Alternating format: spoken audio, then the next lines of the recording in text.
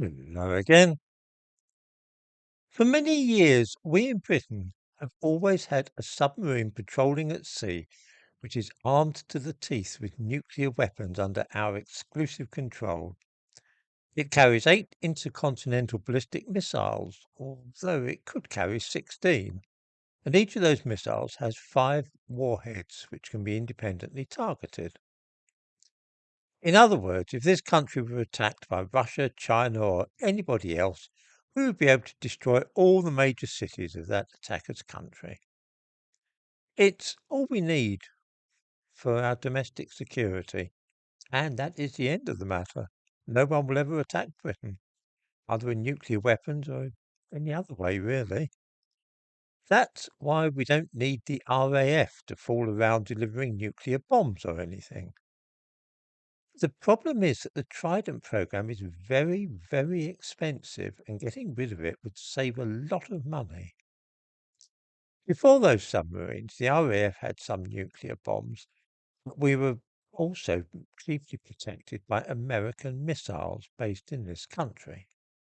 Between 1959 and 1963, Thor missiles were installed in 20 RAF bases in Britain, but the warheads could only be activated by the Americans via what is known as a dual key system. Their deployment was known as Project Emily.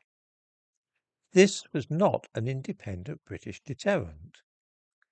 The new RAF jets will be exactly the same.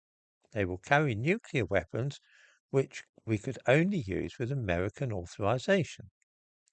Britain will not have control over the weapons.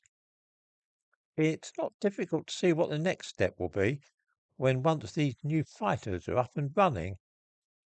We will be told that there's no point in having duplicate systems, with both the Royal Navy and the RAF being responsible for the nuclear deterrent, and it will be suggested that we should scrap Trident because it's so expensive and by that time completely unnecessary.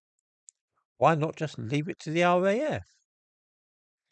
If that happens, then Britain will no longer have a nuclear deterrent, and we shall be unable to use a nuclear weapon without the approval of the American president, which is not an enticing prospect. In other words, what is presented in this morning's newspapers and on the television news as a great increase in Britain's defence capabilities will in the future be likely to leave us entirely helpless and altogether reliant upon America. I'm a huge fan of America, but would far rather that we were able to fire nuclear missiles without either their permission or that of anybody else.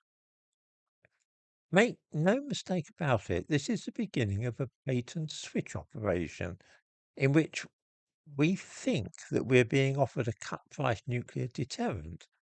The actual effect will be to leave us defenseless and at the mercy of the world's great powers.